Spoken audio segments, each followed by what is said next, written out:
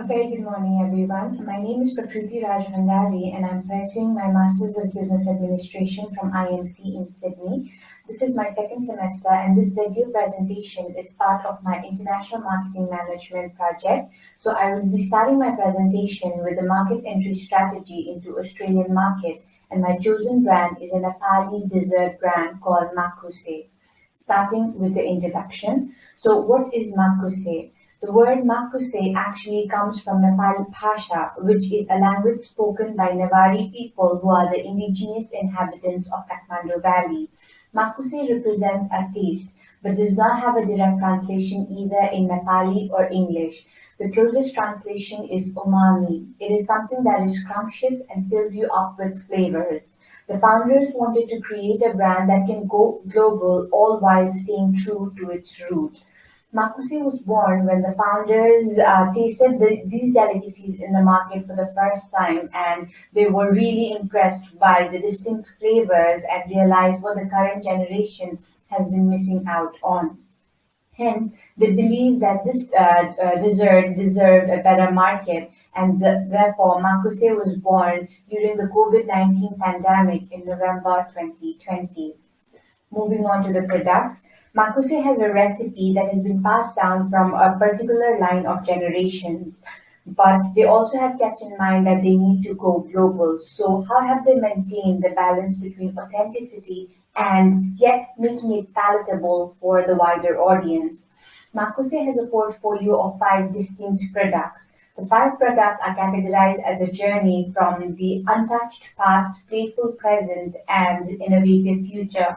They've got Pushtakali in the untouched past, Good Park in the playful present, and Cookies in the innovative future.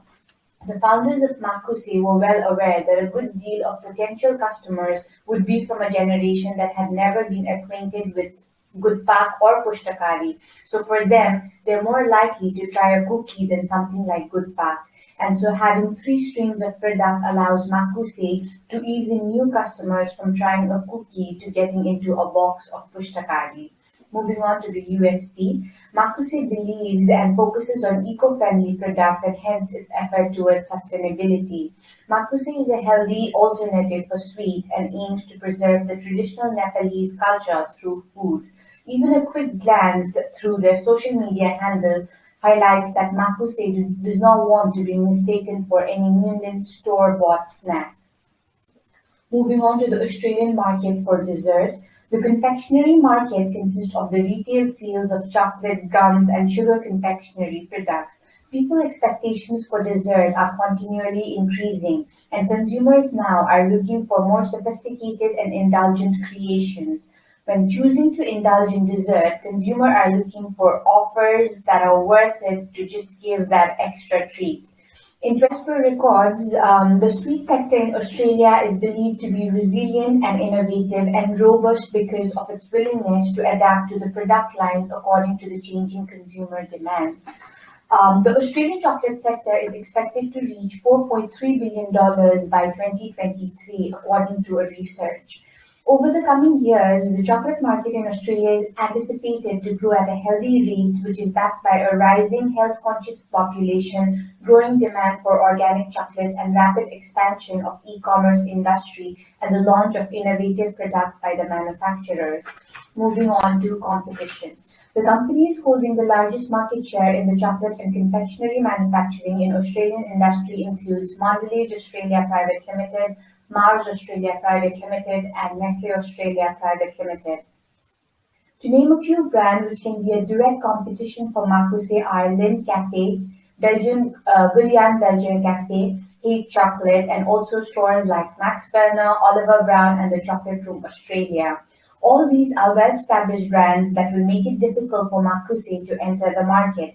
In that scenario, Makuse should do its market research well, should identify its audience properly, and should adopt strategies accordingly to be placed in the market. Moving on to the four Ps, Makuse will be the first Nepali dessert brand to enter in the international market. and being able to enter the international market with the right brand identity and placing oneself as an authentic Nepali dessert brand, which is a healthy alternative for sweets, can help Makkusé enter the international market with a bang.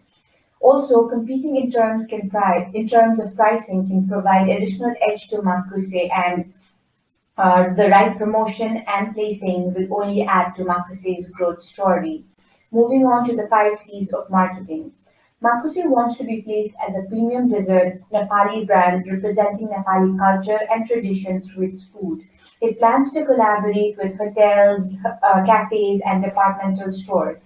It aims to target sweet lovers and population seeking for a healthy alternative for sweets. All the brand offerings, chocolates, and dessert will be a direct and indirect competition for Makkusé. And with all that in mind, Makkusé should be well aware of what's going on in the market, new products, trends, and new technologies. Moving on to the market entry strategy for Makkusé. Makkusé aims to create a franchisee model, starting with exporting in the initial days and then later moving towards franchising, as exporting is the most traditional and well-established form of operating in the international market.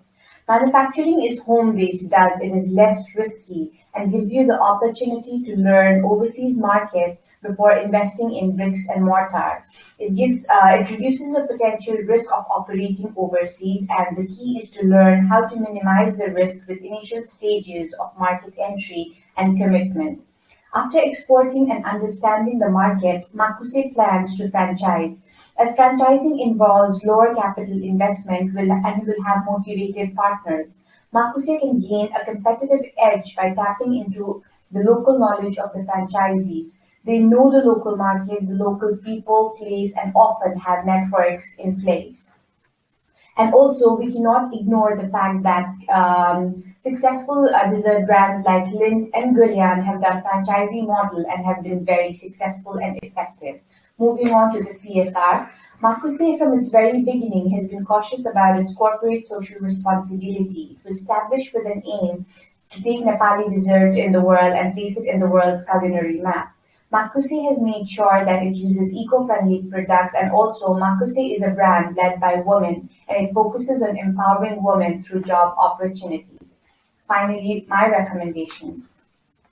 Makkusé can compete in the international market if they price the product reasonably, at the same time being able to make the customer know that they're receiving the premium products. Secondly, as for now, Makkusé has 3 product lines. Expanding the product lines and increasing the varieties of product can help Makkusé reach out to a wider audience.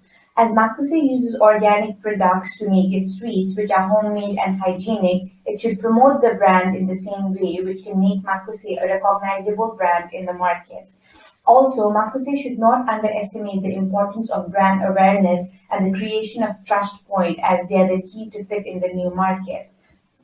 And when you are entering into a new market, no one knows about you, your product, or the concept. So it's very important to use enough channels to raise brand awareness, which can be done through multiple ways like partnership, influencers, PR, local ambassadors, and feedback on website. It is very crucial that the people you're trying to reach out to can see you in the multiple ways. Makkusé can also compete by being an innovator in the marketplace. The innovation may be a drastic change, or innovation can be something small. Finally, as the people are becoming more and more health conscious, Makkusé can come up with a product line focusing on specifically such health population. With this, I've come to the end, and I would like to conclude by saying a tradition is kept alive only by something added to it, and Makkusé here is trying to achieve exactly the same. Thank you.